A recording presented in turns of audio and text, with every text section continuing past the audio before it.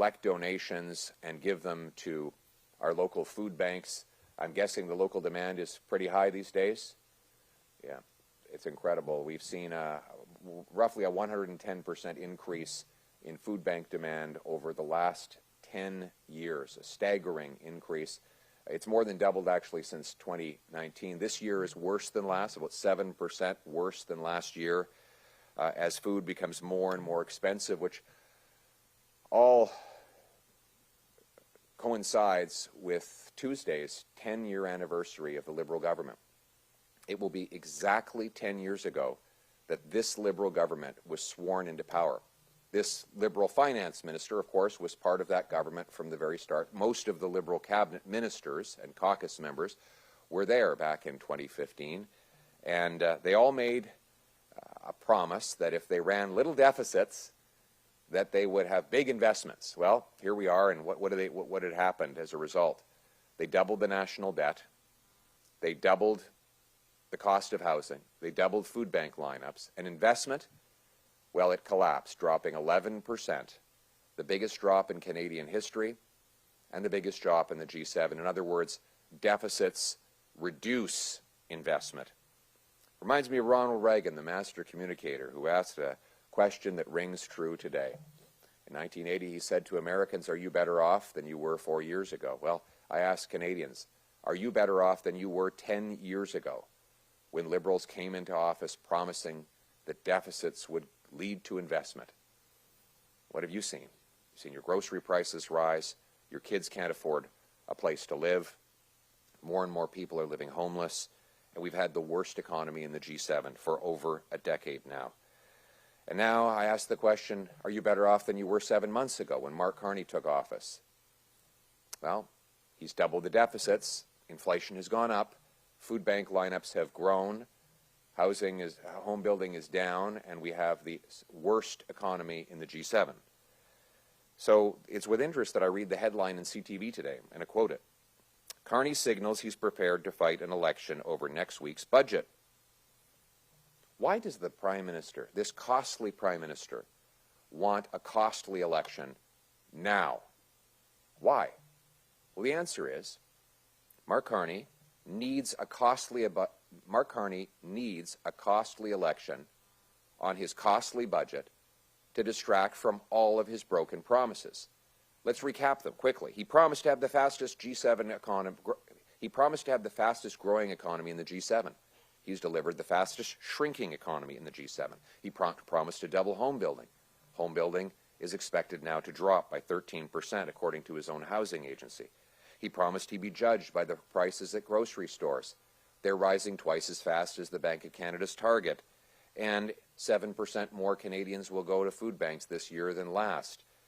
In fact, food prices have risen so much that there's 100% more food bank demand than there was in 2019 before COVID. He promised that he could handle Donald Trump. That's a quote.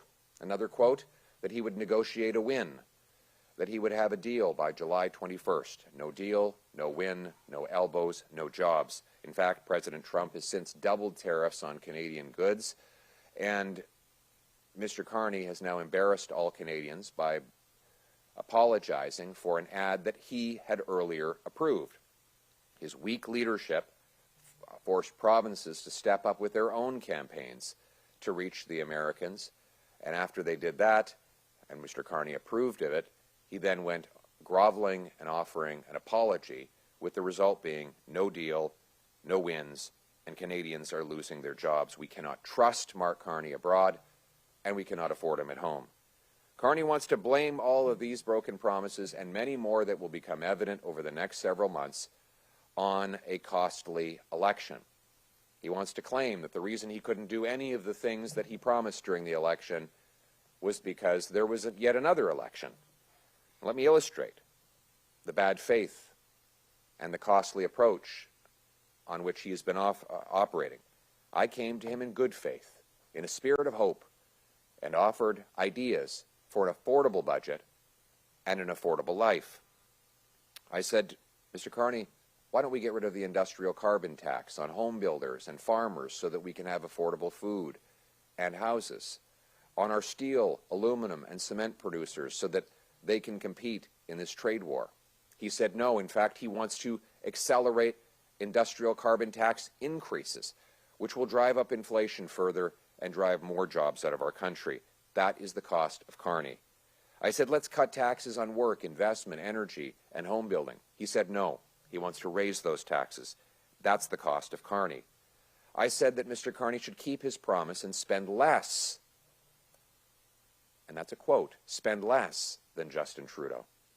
He said no.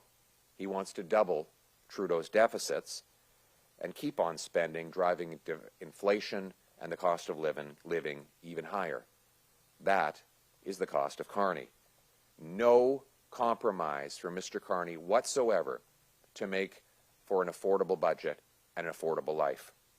Just more spending, more debt, more taxes, more inflation, more of the same. His spending will benefit well-connected corporate insiders like him who thrive off taxpayer-funded handouts and then tuck the money away and into tax havens abroad. We don't need a Brookfield budget. We need an affordable budget for an affordable life. Carney's costly budget this week will likely double Trudeau's deficits. This is the cost of Carney. Every dollar he spends comes out of your pocket. The more he spends, the more things cost. The needs that Canadians have will become more expensive as government inflates everything. It will be more expensive because of Mr. Carney to eat, heat, and house yourself. And now Mr. Carney says that you need to make more sacrifices, especially the young people. He says, we'll have to sacrifice more. What more do they have left to sacrifice, Mr. Carney? You've already taken away home ownership from them. You forced them to cut their diets and reduce the quality of the food they eat. Their paychecks are down because of high taxes, and you've given many of their jobs to temporary foreign workers. What more, Mr. Carney, do you expect our youth to sacrifice? 10 years of inflationary taxes and debt mean the cost of government is driving up the cost of living, and Liberals have left. Empty Liberal promises have meant empty bank accounts, empty fridges, and empty stomachs for Canadians. So my message today for those hungry Canadians, those who are hungry for an affordable life, is you don't have to live like this. You have sacrificed enough. You deserve to have hope, jobs, and homes. Hope, jobs, and homes in an affordable Canada. I believe that this is possible because that was the country that we always had. We as Conservatives, we're going to continue to fight for an affordable budget.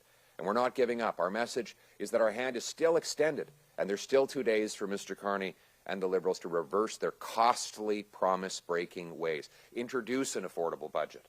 We would support and vote in favor of eliminating the industrial carbon tax to bring down the cost of living and to unlock our economy. We would vote for eliminating the capital gains tax on reinvesting in Canada.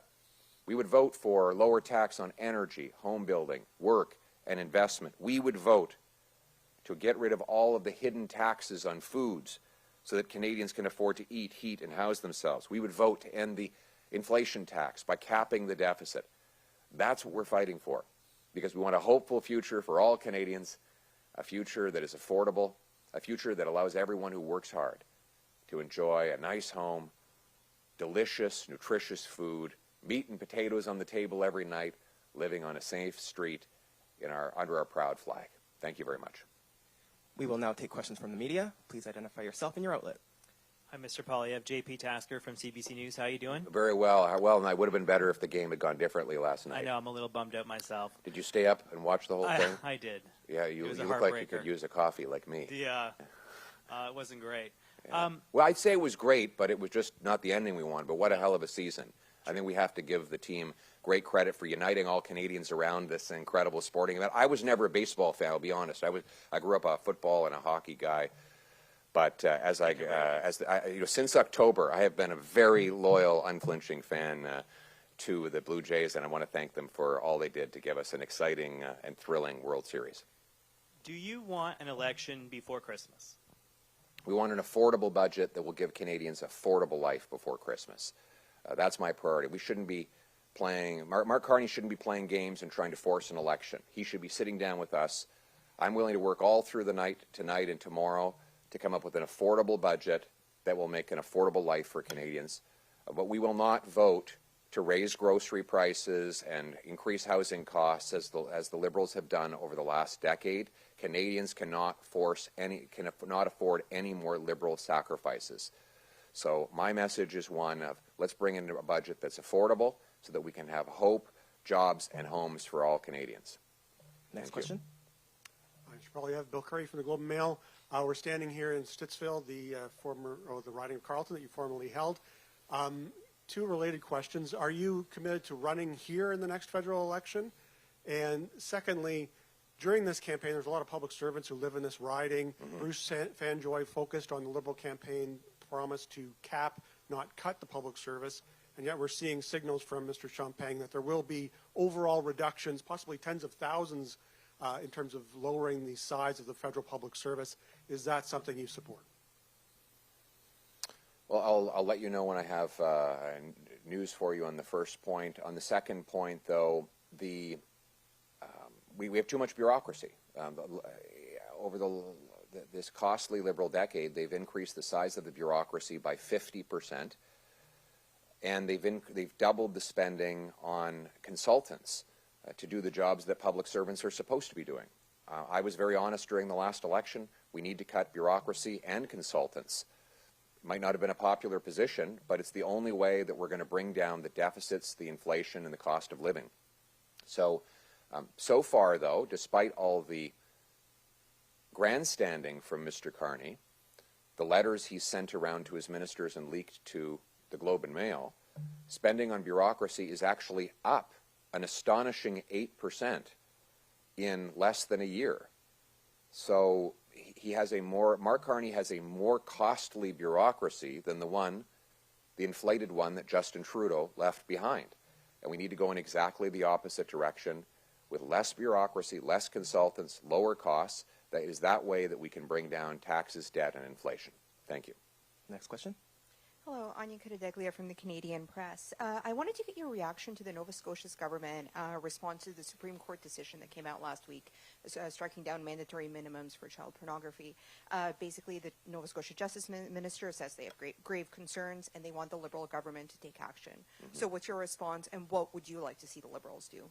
Thank you. Great question. I was really disgusted with this ruling. The two convicted pedophiles in question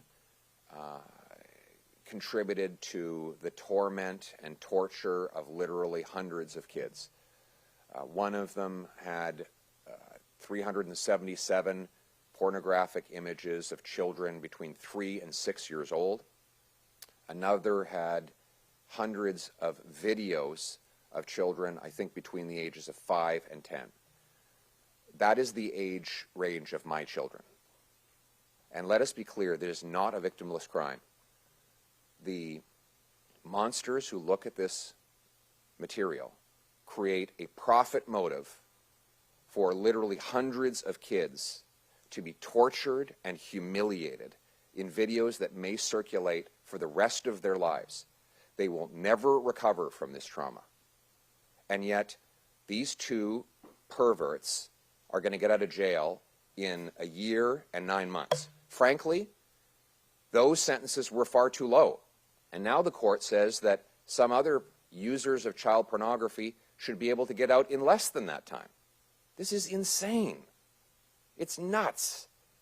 And quite frankly, should Canadians make me their Prime Minister, I will use the notwithstanding clause, and I will bring in mandatory prison sentences for users of child porn that are far higher than the ones that were already in place. In other words, the mandatory minimums I will institute using the Charter of Rights and Freedoms will be far, far tougher than the ones the court just shut down. And finally, I will do that to uphold the Charter of Rights and Freedoms, because those hundreds of kids, they have charter rights. And I'm more worried about the charter rights of our children than I am about these perverts and pedophiles. Next question. David Aiken, Global News. Welcome back to Stittsville. Mr. Poilievre. I wanted to hold it close to your house, David, so that you didn't have to drive very far. Thank you. But I still haven't got my invitation over to your place for a morning coffee. I might be more perky if you had done that. We have lots of Halloween candy left over. So you can come over the and sugar might help. There you go. Coming back to the budget, lowering taxes is great for people who pay taxes, and that's often middle and higher income. Thinking about the kind of people who'd use this food bank, lower income Canadians who may not benefit from lower taxes in a big way, are there some other affordability measures that a conservative government or that Conservatives might advocate now, specifically aimed at the folks who might use this place? Yes, absolutely. I want to cut the worst, most immoral tax of all, the tax that targets the poorest people the most, and that is the inflation tax. Inflation happens when governments print money and bid up the cost of everything people buy. It is proven beyond any doubt that the poorest people suffer the most as a result of inflation because they do not have assets that insulate them from the rising cost of living. The inflation tax, the liberal inflation tax, takes from the poor and gives to the rich. It takes from the have-nots and gives to the have-yots. So when the reason why the food bank use has gone up by over 100% during the massive expansion of liberal government spending and deficits is because the inflation that spending has caused has landed on the shoulders of single moms and seniors and others who can't pay their bills. So when we talk about capping liberal deficits, it's not to please accountants who are looking at spreadsheets. It's to stop inflation so that the hardworking, the working poor, the people who get out of bed every day and work hard for not a lot of money will at least preserve the purchasing power of their dollar. Also, let's get rid of the industrial carbon tax, which again, driving up energy costs will drive up the cost of living on the poorest people. We can't allow that. Our working poor in this country cannot afford more expensive energy. You want to defeat poverty, there's the two best ways to do it is to have strong money that buys affordable food, homes, and fuel, and abundant, affordable energy for all. That's how we're going to make this a poverty-free nation. Next question. Do you think it was appropriate for the Prime Minister to apologize to Trump for the Ontario ad? And if not, what would you have done in that scenario? Well, first of all, I would have provided the strong leadership so that provinces did not have to all run off in their own direction. Now, we don't see a variety of different governors in the U.S. being forced to run ads in Canada or do their own diplomacy. We see that because Mark Carney has been weak, indecisive, he has no plan, and he's broken all of his promises. So the provinces have been left with no choice but to fill the void that Carney's weak leadership has left behind. And then Mr. Carney has been very duplicitous. He approved the ad, and then he condemned the ad, and then he apologized for the ad. He embarrassed himself and regrettably the whole country, and we can't trust Mark Carney abroad. We can't afford him here at home. Thank you. We have time for a final question. On the budget, Don Davies, the NDP interim leader, said today that one option for the party is that they might abstain. The Bloc said they are ruling that out as an option. For Conservative MPs, is abstention an option on the budget vote? Well, before I answer that, you live around here as well, don't you? Used to. Oh, used to. You're not in Stittsville anymore. Okay. I didn't have to leave. The reality is that we're going to show up and do our jobs to fight for an affordable budget. We'll be there on Tuesday to see what the government puts in. We don't need a higher cost of living through a higher costed budget. We need an affordable budget for affordable lives for all Canadians, and that's what we're going to be fighting for. But I can't tell you any more than that till I see the thing. Thank you. This concludes today's All right. Thanks, everyone, for being here. Thank you.